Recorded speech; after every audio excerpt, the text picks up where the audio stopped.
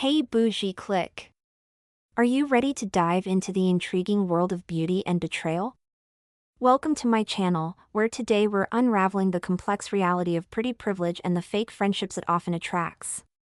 If you've ever felt like your looks came with a hidden cost, or if you've witnessed the silent battles fought by those blessed with beauty, this is the place for you.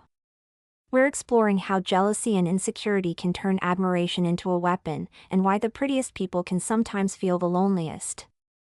So, grab a seat, subscribe, and let's shed some light on these shadowy dynamics together. I'ma make you a fan.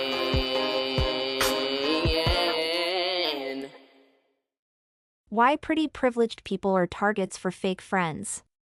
When you're born with pretty privilege, or any kind of power, really, whether it's talent, beauty, charm, or generational wealth, you become a magnet long before you know you're magnetic.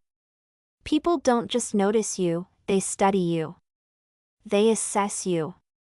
They envy you.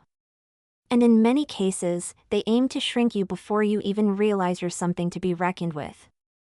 Pretty privilege comes with perks, yes, but it also comes with parasites.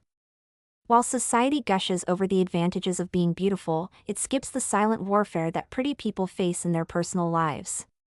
From childhood frenemy dynamics to family sabotage, people with pretty privilege are often surrounded by fake friends who admired them just long enough to want to destroy them.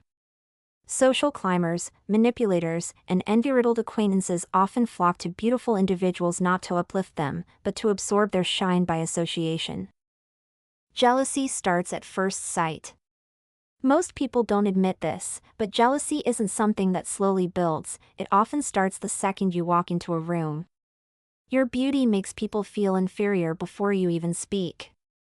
They clock your looks, your confidence, and the attention you command, and instead of admiring you, they start plotting. That fake friend who smiled a little too wide when they met you? That cousin who always made passive-aggressive comments about your easy life? They were threatened from day one. Not because you did anything wrong, but because your existence challenged their self-worth. And that envy becomes obsession. Greatness is seen before it's understood. Pretty privileged people often don't clock their power early. They're just existing. A beautiful child in the classroom. A talented girl in the recital. A stylish teen walking into high school. Meanwhile, classmates, family members, even so-called mentors, see the glow and immediately feel the heat. They're triggered by potential that hasn't even been tapped. They don't wait to see who you'll become. They rush in to control the narrative before you figure it out yourself. The burden of beauty begins at birth. Before a pretty privileged person even learns the alphabet, the jealousy starts brewing. Family members, yes, even the aunties and cousins, can be the first to project their insecurities onto the prettiest child in the room. Compliments may flow, but beneath them is often passive-aggressive shade disguised as concern. Suddenly, a child who looks like they could model baby lotion gets framed as spoiled, vain, or always wanting attention. Why? Because beauty, especially when paired with charisma, triggers dormant resentment. Adults and siblings compare, tally up attention, and unconsciously build narratives that cast the pretty one as the villain. From being excluded from playdates to being shamed for simply enjoying their reflection, the targeting begins early. The original betrayal starts at home. Let's talk about the early roots, family. Because fake friends aren't just friends. They often start out as siblings, cousins, or caregivers who sense a spark in you and react with subtle sabotage. You get praised for your looks. They jokingly call you vain. You're bright or expressive. They warn you not to think you're better than anyone. From a young age, you're taught to be smaller than your essence demands. And they call it love. Spoiler, it's not. Some of the deepest betrayals come from blood. Siblings, cousins, and even parents can project their insecurities onto the pretty one in the family. They resent the attention you receive, the doors you didn't have to break down, the ease they assume you live with. This often turns into sabotage disguised as concern. I just want to make sure you stay humble really means I hope you fail, so I feel better about myself. Classrooms become the training grounds for fake friendship. By elementary school, pretty privilege comes with emotional taxation. Teachers may favor the pretty girl publicly but silently judge her confidence as arrogance. Classmates see her magnetism and want proximity, but not out of genuine admiration. Instead, it's often envy in disguise. Classmates mimic you, then mock you. They copy your style, then criticize your taste. They start out as admirers but quickly morph into competitors. And if you try to pull back, they accuse you of thinking you're too good. You're not allowed to own your power. You're expected to apologize for it. Fake friends form not to bond, but to monitor. These friends ask invasive questions, start rumors, and feed subtle sabotage. Their loyalty is conditional: be pretty, but not too confident. Be admired, but not self-assured. A pretty girl who stands fully in her light disrupts the ecosystem of insecure peers who rely on comparison as identity. Fake friends want to humble you before you even know who you are. This is the most insidious part. The mission isn't just to destroy what you have. It's to prevent you from discovering what you are. That's why the attacks come early, masked as teasing or bonding. It's why they warn you about getting conceited. They're not protecting you from the world, they're protecting the world from having to compete with you. Teenage years, where jealousy evolves into strategy. As hormones and high school dynamics kick in, fake friends level up. They mirror behaviors to blend, all while plotting your downfall. Copying your style. Befriending your crush. Pretending support but cheering for your humiliation. It's not accidental, it's strategic. Being close to you gives them relevance, but taking you down gives them validation. Even worse? Adults don't always help. Coaches, teachers, and parents may dismiss the mistreatment as envy is a compliment or just drama. But chronic exposure to these disguised attacks often leaves pretty girls hypervigilant and emotionally exhausted. Adulthood doesn't automatically solve it. Pretty privileged women often enter adulthood thinking maturity will filter out fake friends. It doesn't. The tactics evolve. Now, the fake friend may disguise their resentment as passive feminism. Suddenly, you're too much, part of the problem, or not relatable. Compliments are rationed. Support is transactional. And your wins feel threatening to friends who claim to be allies. The workplace amplifies it. You walk into a meeting confident, polished, and articulate, and suddenly you're pegged as intimidating. Some colleagues won't collaborate unless they feel prettier, smarter, or higher ranking. And yes, these fake friends still exist in social circles, often hiding behind performative empowerment posts while privately undermining your shine. Love bombing with an agenda. Fake friends don't start out obviously fake, they're often excessively generous at the beginning. They'll hype up your selfies, defend you publicly, and praise your style, but their attention is conditional. The moment you set boundaries, decline a favor, or stop giving them social leverage, that affection turns sour. You'll be called vain, stuck up, or accused of thinking you're better than everyone. Their loyalty hinges on your compliance. Pretty people are surveilled. Every outfit, laugh, and perceived win becomes a trigger for a friend who resents them. Instead of genuine support, these friends treat beauty as competition. The prettiest person isn't the queen of the circle, they're the target. Fake friends sit front row to their life, not to applaud but to scrutinize, gossip, and sabotage. It's not "I'm happy for her," it's "why her and not me," masked by a forced smile and a camera-ready pose at brunch. Jealousy comes dressed in praise. "Oh my god, you look so good," sounds sweet until you catch the eye roll 2 seconds later. These compliments come wrapped in resentment, and their flattery is often a cover for bitterness. They don't want to uplift, they want to infiltrate. The closer they get, the more intel they gather to use against her. Some even study her like a rival brand, dissecting her looks, style, and relationships just to feel less inferior or to copy and then critique. Sabotage in sequence. The betrayal is often subtle. She's not invited to things she should be included in. Her wins are downplayed. Her struggles are exploited. Fake friends won't support her goals, they'll whisper doubts and feed insecurities in the name of just being honest. They'll encourage bad choices, connect her with toxic men, and relish in her setbacks with the enthusiasm they should have reserved for her triumphs. Their loyalty is performative, and their love has expiration dates tied to moments of envy. The real reason pretty privilege attracts fake friends. The friend zone is the battlefield. This is where the betrayal brews. These fake friends linger in your life waiting for the perfect moment to flip. Sometimes they ride the wave of your success, collecting clout by association.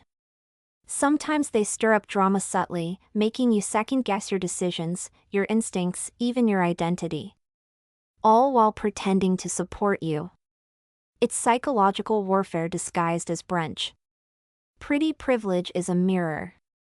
It reflects back to others what they wish they were but feel they can't be. And instead of dealing with that discomfort internally, many choose external sabotage through shallow friendship. They cling to you for proximity but work overtime to suppress your confidence. Not because you've hurt them, but because your existence challenges their self-narrative. And the prettier, more magnetic, and more self-assured you are, the more they're forced to confront their own insecurities. Proximity is a strategy, not affection. Most fake friends are strategic. They never liked you. They got close, flattered you, studied your insecurities, and bid their time. Their friendship is a front row seat to watch you stumble, or better yet, orchestrate your fall. Whether it takes days or a decade, their end game is the same: get close enough to strike. That's why the fallout feels so brutal. It was never real to begin with. They laugh with you, cry with you, celebrate you, until they can turn everything they learned into a weapon. It's not love. It's surveillance disguised as friendship. And the closer they get, the easier it is to strike.